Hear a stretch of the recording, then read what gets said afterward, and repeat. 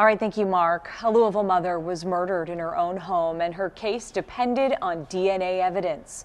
With Kentucky's crime lab facing long delays, LMPD turned to an out-of-state lab to solve that case and many others. But the faster results are costing taxpayers. WDRB's Valerie Chen and Jason Riley investigate the price tag for answers. Crime after crime in Metro Louisville. Police working to solve the cases and relying on the evidence. Tracy Kennemore, an LMPD school crossing guard. That day was just horrifying. Found dead in her home on Cane Run Road in 2020. Prosecutors and police were desperate to quickly get DNA tested on clothing from a suspect. The Kentucky State Police Lab processes evidence for the entire state. We have the same goal in mind, and that's to provide timely and reliable forensic testing to the Commonwealth.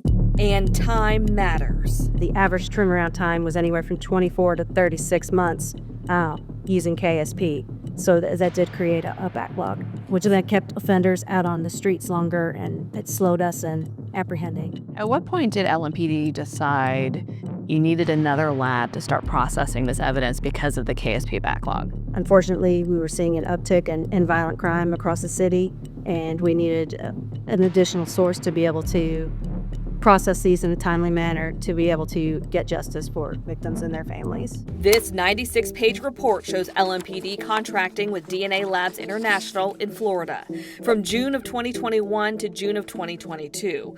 The report says LMPD can renew the contract each year for up to 5 years.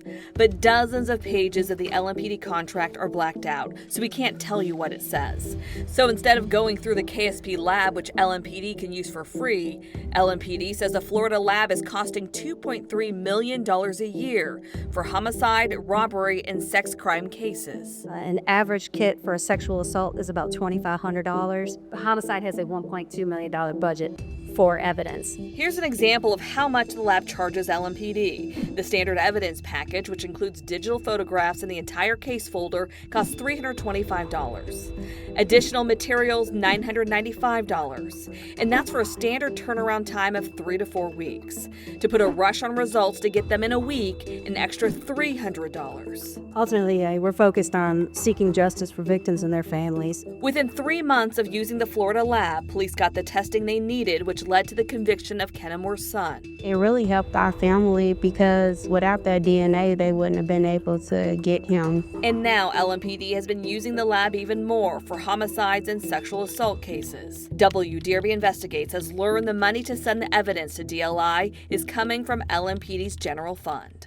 What do you want to say to people who may question the amount of money that's being used to get this evidence processed out of state? There's really no amount of money to put a family at ease and to get the clarification and the justice that they deserve. Lexington police also started using the same lab last year, but sends evidence there on a case-by-case basis and also uses the KSP lab. But while the quicker turnaround in evidence has been a benefit, some issues with the Florida lab have raised questions in Jefferson County courtrooms, confusion, and problems for defense attorneys, prosecutors, and judges. I'm under the impression that no in-person testing is permitted whatsoever within the Florida lab.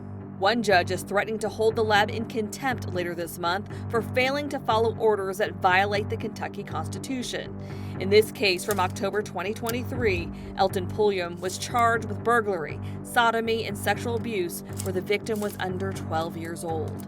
His attorneys wanted the Florida lab to retest some evidence. There was mention of a $10,000, fee that would need to be assessed to defense counsel if they were to have. The lab is going to charge them $10,000? Yes, Your Honor. And I confirmed, though, last time I spoke with them, that the only option is Zoom observation. So for the Zoom testing, yes, they're still going to have to furlough everyone in the lab while they're retesting the sample, which is where the $10,000 comes from. I'm not sure I would allow the jury to consider a lab result where the lab has denied the defendant access to that testing.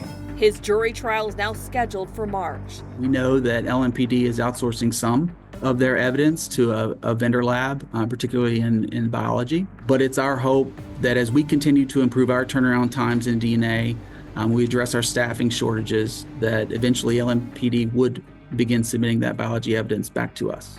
LMPD says it will continue to use the private lab instead, saying the Kennemore case is just one example. It's improved the process, just getting those results quicker, which helps us to move our cases forward. And I feel like with them putting their work in, I feel like it's showing that they care about, these victims and these people that they're helping. So it really shows good justice. With photojournalist Brian Manuel, Valerie Chen, WDRB News.